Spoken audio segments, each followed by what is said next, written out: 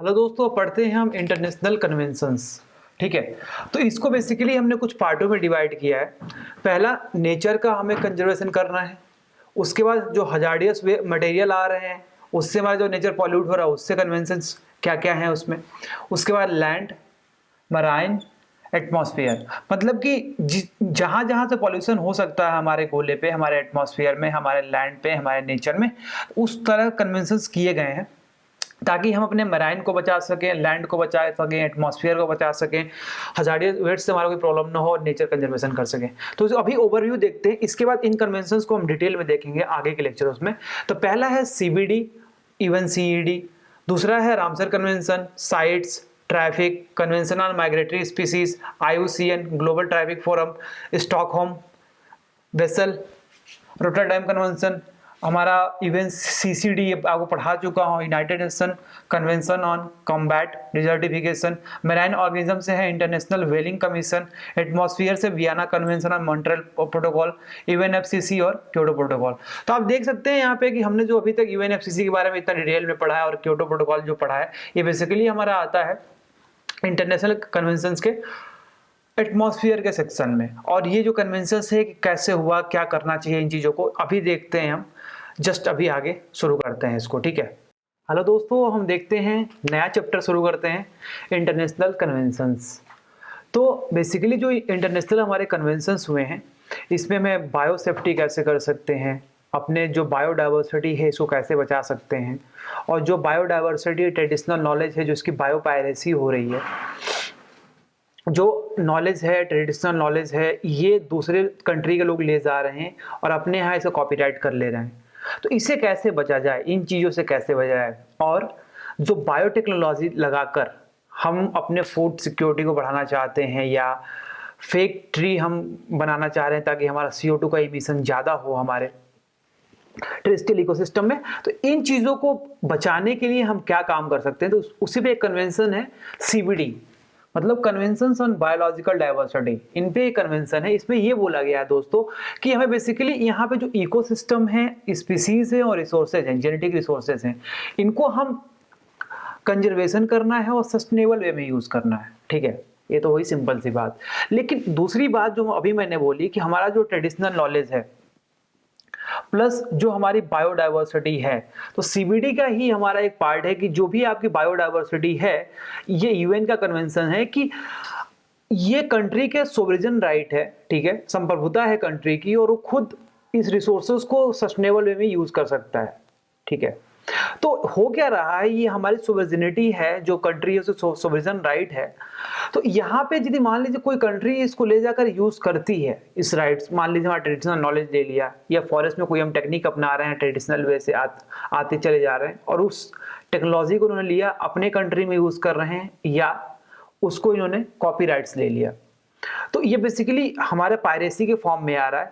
तो आप यदि यूज कर रहे हैं तो हाँ, कमर्शियल यदि आप यूटिलाइजेशन कर रहे हैं इन चीजों का, तो एक्चुअली आप इसका फेयर इक्विटेबल फेयर डिस्ट्रीब्यूशन करें, मतलब कि आप बेसिकली यदि इसको यूज करें कोई दिक्कत नहीं है, लेकिन जिस कंट्री से लिया है जो फायदा आ रहा है उसको रॉयल्टी के फॉर्म में या कुछ एसेट के फॉर्म में उसे दें उस कंट्री को, इस नॉलेज को यूज करने के लिए, ट्रेडिशनल नॉलेज को यूज करने के लिए। इसके बाद हमारा कार्टेगेना प्रोटोकॉल।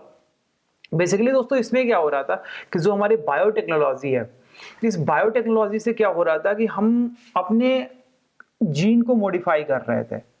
और जीन किसका मॉडिफाई होगा, जो हमारे लिविंग ऑर्गेनिज्म होंगे, और लिविंग ऑर्गेनिज्म की जीन को यदि मॉडिफाई कर देंगे तो उन्हीं हम बोलते हैं LMO। Okay, living modified organism.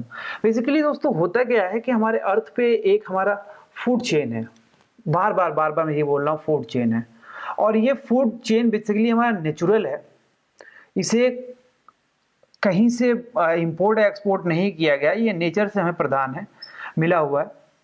लेकिन हम क्या करेंगे, इसी फूड चेन में कहीं फूड सिक्योरिटी को लाने के लिए, कहीं फसल को ड्रॉट रेजिस्टेंस और पेस्ट रेजिस्टेंट बनाने के लिए कि सूखा कोई असर ना पड़े, पेस्ट का कोई असर नहीं पड़े, कीड़े मकोड़ों कोई असर ना पड़े, तो ये बनाने के लिए हम क्या करते हैं, उसके जीन में मॉडिफाई करते हैं, उसके जीन्स को मॉडिफाई करते हैं। और जीन ही हमारा बेसिक बिल्डिंग ब्लॉक होता है DNA का, और DNA से हमारे सेल्स बनते हैं और सेल्स से हमारी बॉडी बनती है।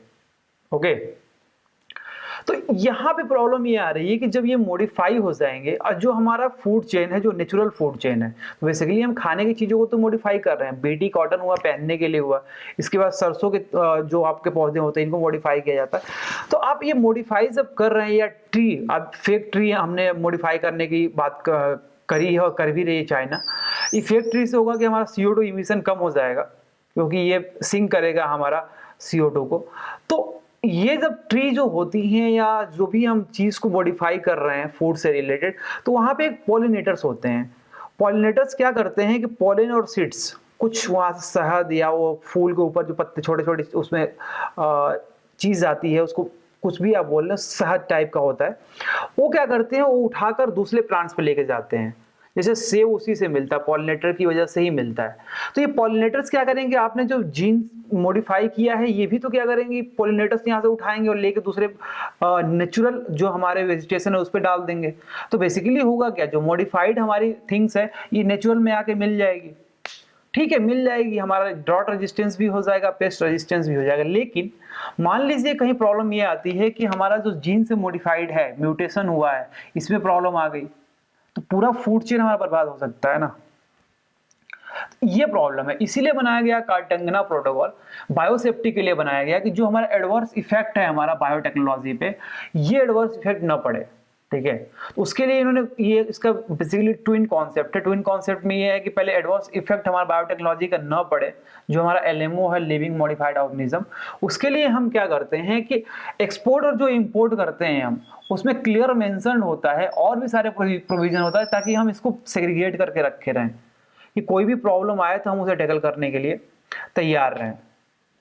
तो ये हमारा था आपका कार्टेगना प्रोटोकॉल। इसके बाद आया हमारा नगोया। अब इसमें क्या था कि दोस्तों बेसिकली ये नगोया कुआलालंपुर सप्लीमेंट्री प्रोटोकॉल है। ये कार्टेगना प्रोटोकॉल को हमारा रीइंफोर्स करता है कि भाई ठीक है, आप कोई भी हमारा इफेक्ट पड़ेगा बायोटेक्नोलॉजी पे, बायोटेक्नोलॉजी से कोई भी इफेक्ट हमारे फूड चेन पे पड़ेगा या कोई ह्यूमन हेल्थ पे पड़ेगा, तो उसकी भरपाई करनी पड़ेगी, नुकसान की भरपाई करनी पड़ेगी जो बायोटेक्नोलॉजी की वजह से हमारा नुकसान हो रहा है। तो ये रहा दोस्तों हमारा कार्टेगना और CBD। थैंक्स फॉर वॉचिंग दोस्तों, हैव ए नाइस डे।